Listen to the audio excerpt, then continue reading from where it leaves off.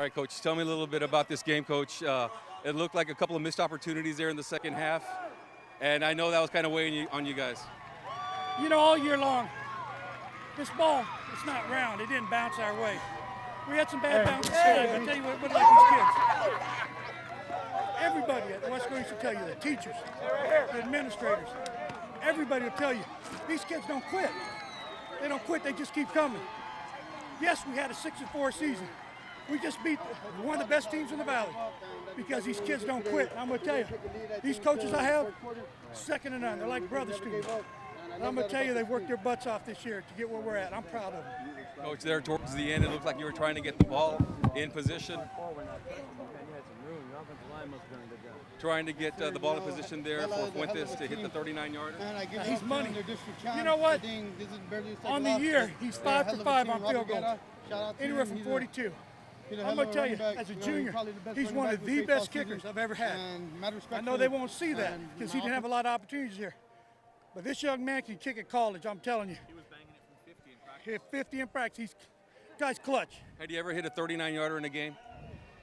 He hit a 42. His long was 42. So what did this say for the Wildcats? Fourth place finish, beat the number one team in 31-6, and it's a clean sweep for 32-6. You know, we read the paper, and only one guy picked us. That guy looks awful smart right now. But you know what? We don't really look at that, but yes, I'm going to go give that guy a hug when I see him. And the rest of those guys, you know what I think of them. Hey, you can't go against our district. Our district was 4-0. There's a reason they're 4-0. And I guarantee you Weslaco High could have won some playoff games. They're sitting out, and they're a heck of a football club. So I'm telling you, we had a great district. Nothing against Vela. Vela's one of the best coach teams I've ever seen on film. Their kids play with class, and Coach Salinas is one of the best coaches in the Valley. How did this defense slow down? I don't want to say they shut them down, but slow down a team that was turning out over 400 yards a game? You know, Coach Guzman and that defensive staff has done it all year. And I'm going to tell you, Coach Guzman is not only a great friend of mine, he's one of the best coaches I've seen since I've been down the Valley. The man is a class act. He gets his defense, and they swarm to that running back. That running back's something else. He's good. But they swarm, they hit. I know we got a defensive tackle that went down. Nick's guy came in. Coach Guzman just kept going. And I'm going to tell you, I love that guy. I love his family. I love my coaching staff. I even love my wife. Well, you said it was time, Coach. Was this like you said it was time one time? You had to win 3 to get into the playoffs. How sweet is it? Oh, man. Guys, let me say, we kept the streak going at 11 on the playoffs. A lot of people don't understand. This East club, the last 9 years, have won 7 games or more. Find another Valley team. I know there's only one. And I don't think they're going to make it this year. Well, they did make it. I take that back, Sherilyn. I'm so proud of them. They kept up the tradition, and I can't tell you guys. I mean, I'm so happy right now. Our kids deserve this. Our coaching staff deserves this. Our school deserves it. We're a small 6A, but we got a lot of fight, don't we? How do you feel about that rematch with Del Rio now? Bring it. You felt like you had that game last year. We didn't do an onside kick. We didn't execute an onside kick. That's nobody's fault. Again, ball's not round. Our kids will be ready. I mean, they're a great ball club, though. They only got a couple losses. But we're going to be ready. We're going to play East football. And if it's not good enough, then we'll turn our equipment in. But right now, it's good enough. All right, Coach, we'll go ahead and let you go. And right now, we are here live at the NFHS K-West. Let's go over here because you're over here lining up like you're ready to kick the ball once again. Once again, Fuentes, you went out there, a 39-yarder. Was that something that you weren't worried about? Just talk to me a little bit about your feelings as you're about to kick that game-winning field goal. Well, nervous to begin with, no. Scared to begin with, no. I knew at the moment, all what I had to hear was Chucky. That's it. I mean, as Coach was saying, in practice I've been making 50s, 52 max. Well, first of all, I'm just lost for words right now. I don't know how to. Seriously, you didn't have any. There was no nervous. There's not a nervous. You're not even sweating right now. You have the cleanest uniform right now of this football team. Yes, how I was saying to the other reporters, I nervous. I never get nervous. Why do you have so much confidence? Practice and the other football games, Against Harlingen, I hit a 41. This was a 39, just 3-4 yards forward, and that was it. That's all I had to do. Just look up, look down, kick. Were you worried that they were going to call a timeout and try to ice you at all? Well, yes, because You were thinking about that? yes. First of all, I was like, please don't call a timeout, coach. Please don't call a timeout. And the confidence, I had the confidence, so. You know this guy over here? Yes, sir. He says best snapper right now, right here. All right. Well, congratulations. All right. He said he was ice. He was waiting. How much confidence did you have in him? A lot, you know. He always hits them in practice, and I knew he was going to hit it today. There towards the end of the game, they tied the game at 28. How did you feel at that point? Did you feel like, hey, we could still win this contest? Yes, sir. Right before or right after they scored, I told Coach Brown that we got this, coach, and when I say something like that, I mean it. You ended up with something like 250 yards or something like that. It was well over 200 yards. What was your thinking coming into this game? Were you just telling the coach, hey, I want the rock? I was really what is it called? I was confident, you know, and I knew our offensive line was going to do good this game, and like they've done all season, and they carried us today. Also, our defense. All right, I'm going to let you guys go. Go and celebrate a little bit. Junior, right? Junior also? Congratulations. You guys are headed to the Alamo Dome or to the Alamo City for sure. They're headed to San Antonio where they'll play against Del Rio. And as we're here still live on the post-game show here at not Bobcat Stadium anymore, but Richard Florida Stadium, what was the atmosphere like there, Mike, towards the end of the game? Because they tie it up. Thank you, Coach Burgett. They tie it up, and then as they hadn't him a microphone, they tie it up there, and it looked like Vela. We woke up a sleeping giant. It kind of looked like. You know, Carlos, you brought up the point before the game. We have an experienced coaching staff. There was no panic. They said we're okay.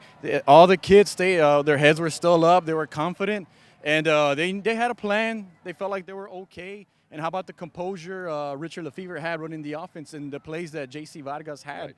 You know, I just thought I mentioned Roy Pedraza finished tonight with 327 yards. I knew it. We knew it was touchdowns. over 250 something because he had those long runs. So over 300 yards rushing. Wow. Yeah, and it's like I said, between the third and fourth quarter, I really felt like Edinburgh Vela's defense was worn down. The offensive line was in complete control. And sure enough, Roy's runs were 4 or 5 yards at least every play, and I mean some of it he had to earn, but I mean there's where that powerlifting really paid off, and I mean heck of a job by the coaching staff and a heck of a job by the Wildcat players and the fans that came out here to support them. They were on their feet the whole game, and I mean this is what playoff football is all about. One of the things that was also talked about was that the defense was going to have to come up with some big plays. You talked about Albert Duran. Yes. He was just all over the place. He was Carlos, and I mean the whole unit. I mean they made some plays. I mean the most important thing is first down. A lot of the times they were able to stop them, for a couple of yards. The first 2 drives of the game, the Vela went 3 and out. So those are critical right there. Those are little things that come back and help you towards the fourth quarter. And again, the second half, I felt like the Wildcats had a great start to the second half. And I mean, unfortunately, Vela was able to come back and tie the game. But I mean, Coach Guzman, he kept saying throughout the whole game, I need you, I need you, I need you. But I mean, all we asked for was for them to slow them down, and they did that tonight. Right. This team came in averaging 45 points tonight. I mean, what did they score? 28. They were averaging Over close 400 yards a game. Yeah, I mean, almost 500 yards a game, and they were held to about 200 something. I haven't done the totals yet, but I mean, just tremendous job. Now, when they were lining up, what was the atmosphere like on the sideline when they were lining up for that game-winning field goal?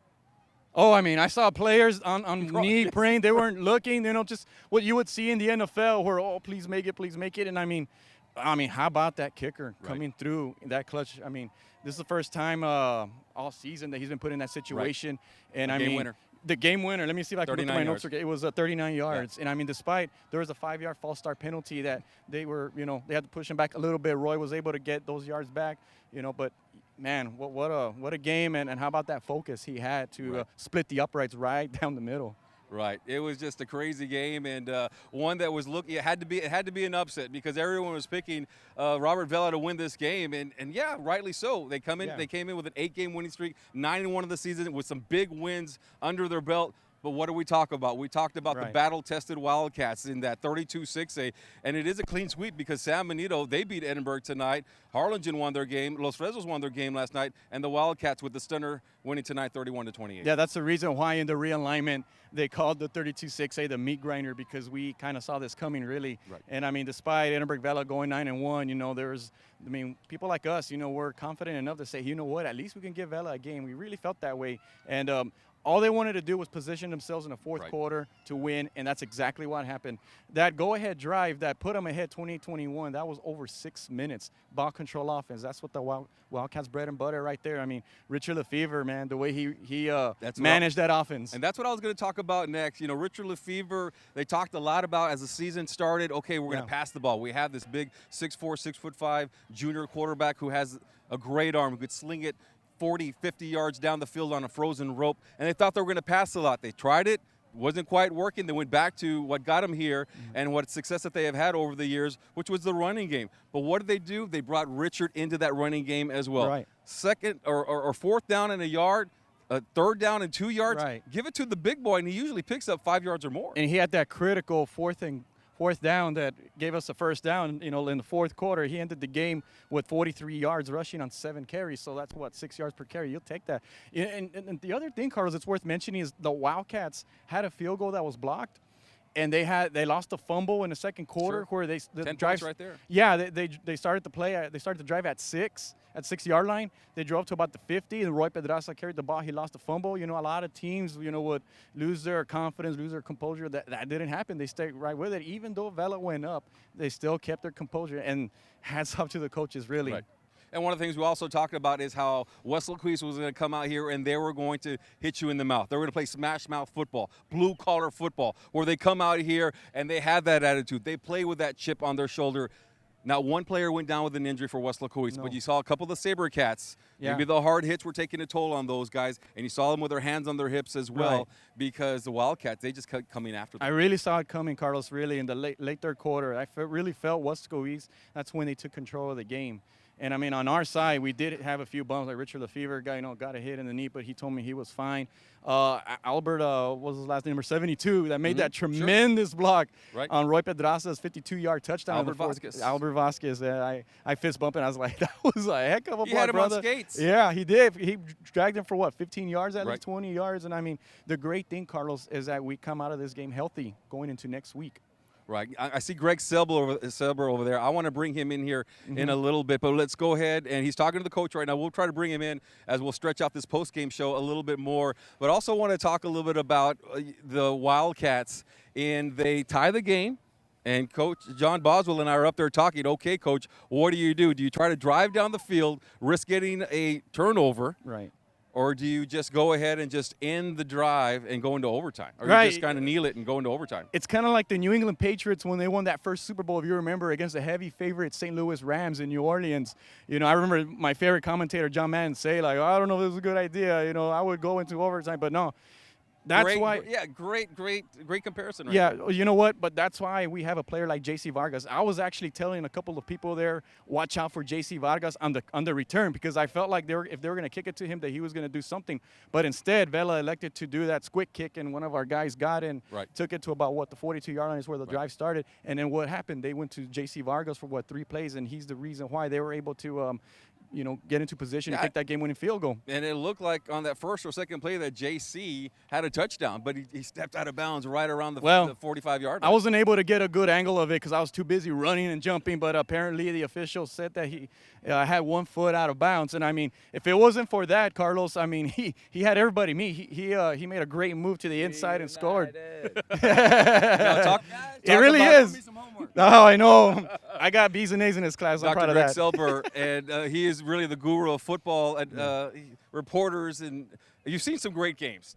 And this one was a good one, not only because they came up and won it late, but it was an upset. Well, it was an upset, but Carlos, all week long I was telling myself, Vela better look out, because I know East has a great schedule. They've played a ton of good teams, and you look at their losses, I'm sure y'all have discussed this, they didn't lose by much. And little things, I think that Coach Brigette just told me, as those young kids got older, all of a sudden, man, they got smarter and they made the plays. And I frankly think that the reason East won the game is that they were tougher. They out-hit those guys, man. These guys were playing rattle and waiting for stuff to happen and thinking they were going to win. These guys just got after and out-hit them, man. That was, to me, the game. Hey, Greg, how about the offensive line for Weslaco East? Edinburgh Vela is the one that came in preseason with that huge offensive line, and, they earned that, with a great back and a great offensive line. But how about the offensive line that this club had? What'd you see out there? Well, I tell you what, you don't have to hold a block long for East with 5 running the ball. Because he attacks you, man. He's like a missile. He's like one of the Congreve missiles, man. Wham, and there he is. Yeah. No, it's a good-looking line. It's a good-looking team. They couldn't stop the quarterback sneak, the greatest play in the history of football, by the way, that you cannot run out of the spread. Teams out there that run it. I think they were just tougher. I think they were mentally tougher. They never gave up, whereas these cats on the other side, I'm not trying to talk down about them, they had moments of being rattled at home as a district champ. And these guys who were 6-4, I think they proved that they're a quality football team because they came and made this upset. So, yes, an upset, not quite on the level of the craziest upsets ever, because I really feel that East all along was a very good football team. I really do. Yeah, coming out of that 32-6A district, all 4 teams beat the 31-5A schools. That's right. And so, Edinburgh made the playoffs quick, and Edinburgh's kind of moonwalking out real quick, too. But that's the way it goes sometimes. I'll tell you what, man, I'm looking at some of those guys on the East defense. That 90, Fernando Garza, Fernie, he's super fast. And 45, Duran, he's been here for like 12 years, man. I've seen him make 1,000 tackles. That guy's incredible. 34, that little sophomore inside linebacker. 31, skinny, but he can hit. No, this is a good team, man. And the bottom line is they popped Robert Guerra all night long. Right. They didn't give him space, and they didn't give him room. I'll tell you what, though, when Vela came back like that 28-all, everybody was thinking overtime. Obviously not JC. Right. Hell, he almost went to the end zone. I was thinking the same thing. What do you do at this point? Do you go ahead, take a knee, go into overtime? No, they said, you know what, we're going to go down the field and try to score. And that is the reason they won, because they wanted it more. They out-hit these guys. They were tougher. And with 28 seconds to go, these cats were like looking around for overtime. They went and won the game. You brought up an interesting point, and that Lefevre. There was a lot of talk about him. Hey, we're going to throw the ball down the field. It was in the newspaper. Coach Burgett was talking it up. But you know what? He's a weapon when he runs with the football. Well, and the funny thing is, I know they look at the PSJ North film when against Vela. They ran the quarterback sneak 7 times in the first half and for like 80 yards. They couldn't stop it. Because the thing is, Vela's defense, while better this year athletically, still gives up 398 yards. Only 18 points in district, but it's still not the kind of defense that is going to win them a championship or a third-round playoff game. And I think they were exposed a little bit today. They were gassed. And, the funny thing is that these guys on the other side, they must have been conditioned like crazy. He must have ran them over here from Weslaco because they didn't get as tired. It looked like the body language and the biorhythms were to East, man. I knew it. Yeah, that's exactly what I was saying, Greg. At the end of the third quarter, I really felt Edinburgh Vela looked gassed, they looked tired, and I really felt like our offensive line was taking over, and Roy Pedraza just kind of, did his thing, and it really, really paid off. And here's the thing, when a team is challenged on its home turf, it's supposed to respond. They did with a great drive. That's a championship drive right there, man. Big time. They threw that throwback to the tight end. I was waiting for it all night because that's the play that usually works. But they couldn't stretch the field. They didn't have time to stretch the field. They didn't have time to run. And I'll give Nate Garcia a lot of credit, though, the junior. And when he got hurt, he came back in. He did a pretty good job. I mean, hell, he did a real good job. But it just wasn't their night, man. I mean, there was a magic in the air for East. I think they never really lost the faith that they were going to win. You can just kind of tell sometimes when a team thinks it. Whereas these guys, I was surprised because at 9-1, 12-1 last year, they seem to play on their hind legs a little bit, partly fatigue and partly being popped in the mouth a few times. And you see what your team is like when you are hit in the mouth and how you respond. I'm not trying to say anything negative, but to me, that team was tougher, and that's why they won. And you know what, Greg? Vela wasn't used to being in these kinds of situations throughout the season. Yeah, I mean, they did lose to Ecalchosa in week 2. Yeah. However, other than that, they pretty much ran the table. I mean, Victoria East gave them a challenge that first game. It was a basketball game. Exactly. But do you feel like that came back to haunt them a little bit? Well, it goes one of 2 ways. If you play a ton of tough games, you get banged up and you lose your confidence, you get skunked. Or if you play a bunch of tough games but you can remain intact on your feet, you're going to be a lot tougher in the head than the guy that has had a cakewalk. So, yeah, I believe that Vela's schedule is what it was. They're not going to go out and play it, someone they can. Their district is what it was. But it was definitely not as tough as 32, and I think that we said it all year, and now we've seen it in the playoffs, period. Now, he usually follows the Edinburgh school. He writes for the Edinburgh Daily Review. He writes for 956sports.com.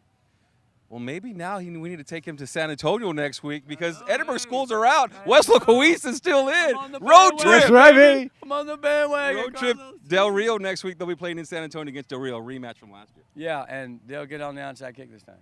yeah, exactly. No, I think, look, here's the thing. Will East play this way next week? Right. If it does, Del Rio's no better than Vela, man. Now, wait. This is a different style of team. It's a tough team. It's Absolutely. It's a physical team. So, you know, sometimes if you're not that big, which East is not, you're running up against a physical team with athletes, that may be tougher than this. They never let them get on track and do their magic. 28 points, give me a break. Man, average 44. So they did a job holding them out the end zone. Even though they a couple of times didn't get what they could have gotten to the 33, they had a field goal block. By the way, that 32 Acosta, he's a playmaker. So it'll be a tougher game because Del Rio is a physical, knock you in the ass team. Sorry. Whoops. That's okay. Yeah, sorry. I thought we were on internet again. No, so HBO. Yeah, exactly. No, so they can win, but they're going to have to play this way and more.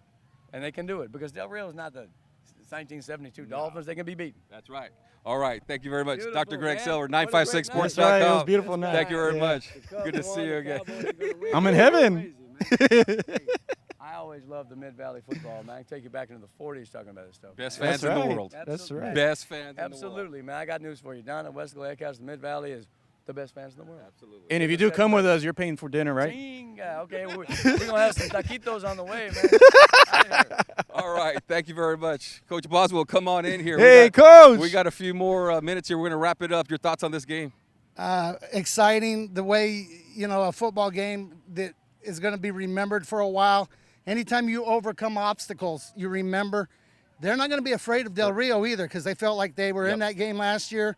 They're going to go back to a place they played a year ago. Right. So there's going to be a lot of positives. But let me tell you what, City of Weslaco, WSD, and the Wesco East people, fans, the staff, the coaches, and the players ought to be very proud. All right. Thank Coach, you very much. If Go I ahead, could just, Mike. I was going to ask Coach real quick. Coach, coming into this game, Carlos and I were talking even last week into tonight that first down was critical. Penalties also was another thing that I was keeping my eye on. The East Wildcats only had 2 penalties tonight. I mean, talk about that. I mean, that's really big to mention, huh? Well, it's really big, but, the referees did a good job. Carlos and I talked about this during the broadcast of letting the kids play. There were no grossly bad holdings or face masks or late hits, and they let the players play. And when you let the players play, you get a good ball game, and that was a good ball game. All right, we're going to go ahead and wrap it up because security is kind of circling around us. I think they're going to turn off the lights right here. 31-28 upset victory for the Wildcats, a bi-district championship. Next week they'll play against Del Rio in San Antonio. For Mike Gonzalez, I'm Carlos Roberto. Good night, everybody.